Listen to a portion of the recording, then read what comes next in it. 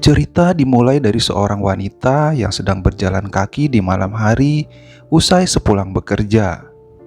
Ia ditawari tumpangan mobil oleh seorang laki-laki bernama Dosik yang terlihat bermaksud membantunya mengantar ke jalan utama karena hari sudah larut malam. Tetapi wanita tersebut menolaknya dan meneruskan berjalan kaki.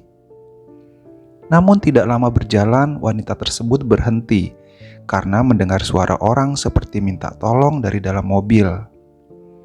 Ia menghampiri mobil tersebut dan melihat seorang laki-laki yang sudah bersimbah darah dan meminta pertolongannya. Namun, tiba-tiba dari dalam mobil tersebut muncullah Dosik yang tadi menawarinya tumpangan mobil.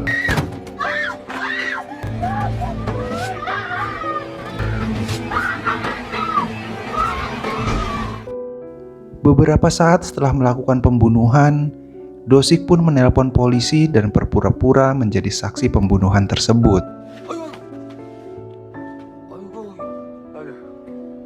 괜찮습니다. 외국인 노동자들 있잖아요. 애들 세 명이서 그냥 막 돌아가면서 미친 듯이. 그럼 잠시만 여기서 좀 기다리고 계세요.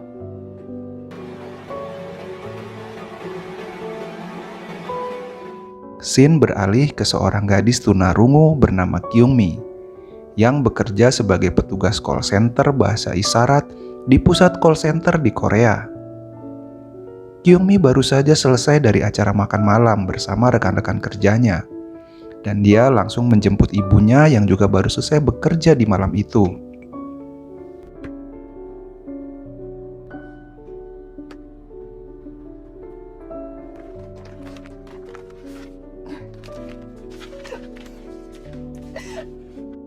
Di tempat lain, seorang gadis yang bernama Choi Sojung yang hendak pergi berkencan diminta oleh kakaknya bernama Jongtak agar pulang tidak larut malam. 말 안 듣네. 시까지 올게. 집에 말 안 듣는 거. Scene kembali beralih kepada Kyungmi yang masih bersama ibunya di malam itu.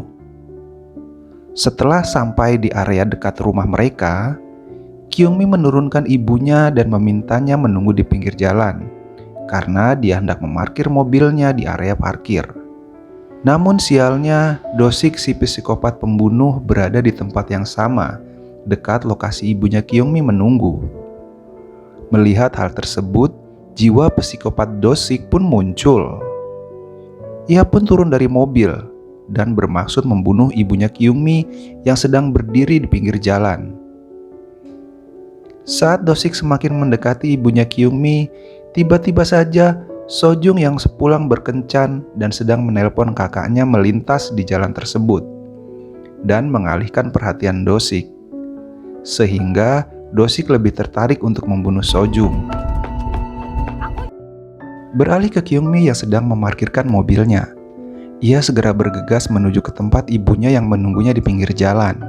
Saat melewati sebuah jalan, Kyungmi dikagetkan oleh sebuah sepatu yang tiba-tiba dilempar dari gang yang gelap.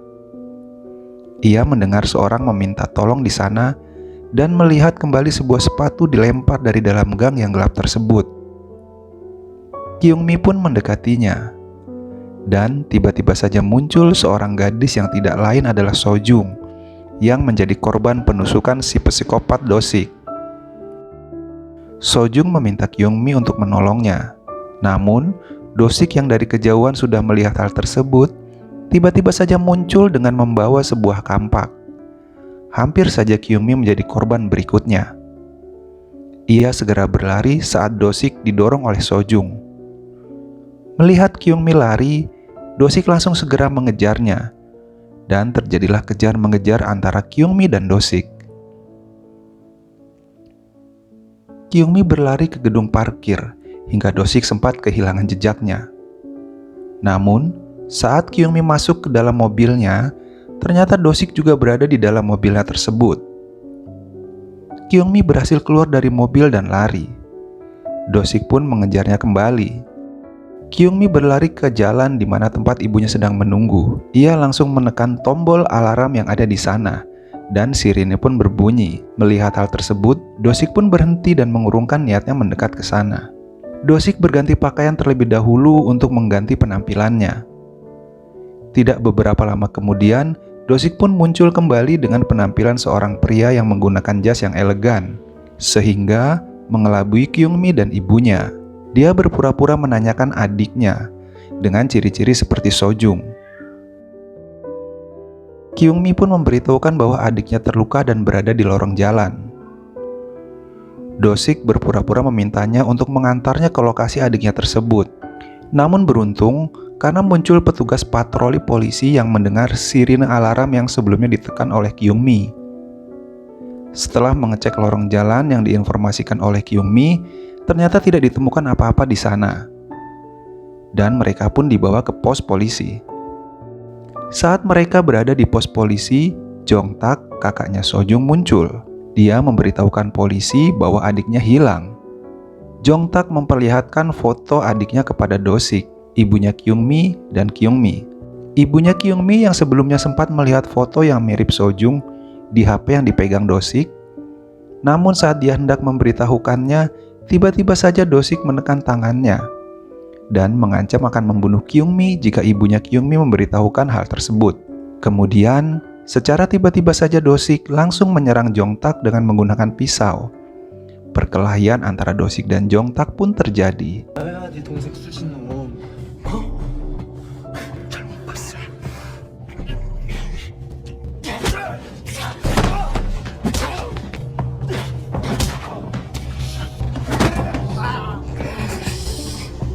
빨리 말해. 내 동생 어딨어?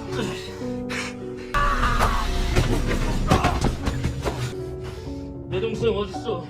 Saat Jongtak berhasil mengalahkan Dosik, petugas polisi muncul dan mengira Jongtaklah yang menyerang Dosik, sehingga polisi menembak Jongtak dengan pistol listrik hingga pingsan. Dosik pun kembali dibebaskan dan pergi. Namun beberapa saat kemudian, setelah petugas polisi tersebut diberitahukan kalau Dosik adalah seorang psikopat yang menculik adiknya, mereka meminta maaf kepada Jongtak.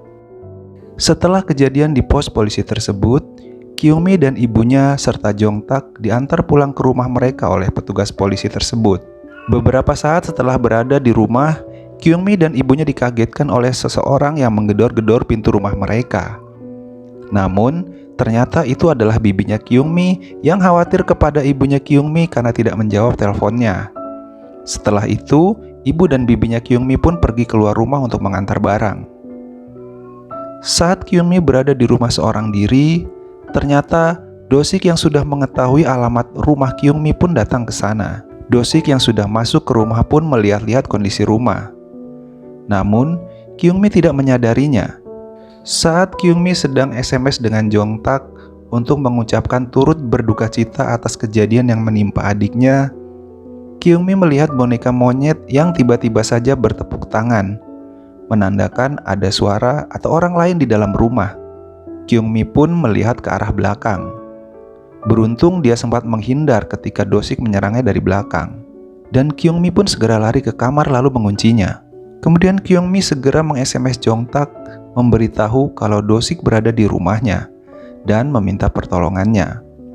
Jongtak yang masih berada di jalan mencari keberadaan adiknya, setelah membaca SMS dari Kyungmi, segera berlari ke rumah Kyungmi untuk menolongnya. Kyungmi akhirnya lompat dari lantai 2 kamarnya karena Dosik berhasil mendobrak masuk ke kamarnya. Untung saja Kyungmi terjatuh di tumpukan kardus, sehingga ia tidak mengalami cedera dan segera bangun lalu berlari kembali. Dosik pun mengejarnya. Jongtak yang sedang berlari ke arah rumah Kyungmi melihat Dosik yang sedang berlari mengejar Kyungmi. Ia pun segera ikut mengejar Dosik dan aksi kejar-kejaran di antara mereka bertiga pun terjadi.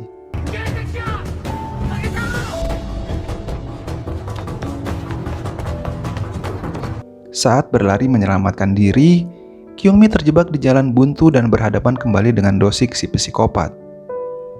Untunglah muncul Jongtak. Tetapi Dosik yang licik memberitahukan kepada Jongtak lokasi di mana adiknya berada dan mengatakan mau memilih menyelamatkan Kyungmi atau adiknya yang sedang sekarat. 동생이야? Jongtak pun bingung, namun pada akhirnya dia lebih memilih pergi ke lokasi adiknya yang sedang sekarat dibandingkan menyelamatkan Kyungmi. Ternyata, lokasi yang diberitahukan Do-sik adalah rumahnya Kyungmi. Jongtak lalu menelpon Do-sik dan meminta diberitahukan lokasi detailnya di mana. Namun, Do-sik tidak memberitahukannya. Kembali ke Kyungmi dan Do-sik, keadaan Kyungmi sudah tidak berdaya. Namun, saat Do-sik lengah, ia sempat melempar pasir ke mata Do-sik dan dapat kembali melarikan diri. Kyungmi terus berlari ke jalan, dan tiba-tiba saja dia melihat Sojung yang sudah terluka parah keluar dari mobil Do-sik. Lalu Kyungmi segera menolong dan membawanya bersembunyi. Kyungmi meminta Sojung menghubungi polisi dengan teleponnya, dan saat Do-sik hampir saja mengetahui tempat persembunyiannya, Kyungmi segera mengalihkan perhatian Do-sik agar Do-sik segera mengejarnya, dan Do-sik pun kembali mengejarnya. Kyungmi pun terus berlari ke arah jalanan yang ramai agar dapat meminta pertolongan. Namun, orang-orang yang dimintai tolong tidak ada satupun yang berani menolongnya. Karena Do-sik yang licik berkata bahwa Kyungmi adalah adiknya yang sedang ada masalah. Dan akhirnya Kyungmi pun melarikan diri kembali. Namun, dia malah ditangkap oleh polisi keamanan saat bersembunyi dan malah diserahkan kepada Do-sik. Saat keadaan Kyungmi sudah terpojok dan tidak bisa berbuat apa-apa lagi, Jongtak pun muncul dan terjadilah perkelahian dengan Do-sik. Namun saat dikira Do-sik sudah pingsan, ternyata dia bangun kembali dan memukul Jongtak dari belakang hingga tak berdaya. Namun Jongtak dapat bangun kembali. Melihat hal tersebut, Do-sik mengancam bahwa dia akan membunuh ibunya Kyungmi dan ia segera berlari mencarinya. Kyungmi dan Jongtak pun segera mengejar dan mencari ibunya Kyungmi. Tidak beberapa lama kemudian, Do-sik pun dapat menemukan ibunya Kyungmi. Melihat hal tersebut, Kyungmi segera berlari ke arah Do-sik dan menusuknya dengan pisau yang digenggamnya.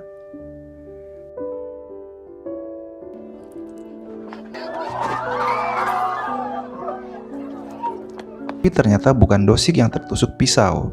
Namun, Kyungmi sengaja menusukkan pisau tersebut ke perutnya, dan seakan-akan terlihat Do-siklah yang menusuknya. Polisi keamanan yang melihat hal tersebut pun segera berusaha menghentikan Do-sik.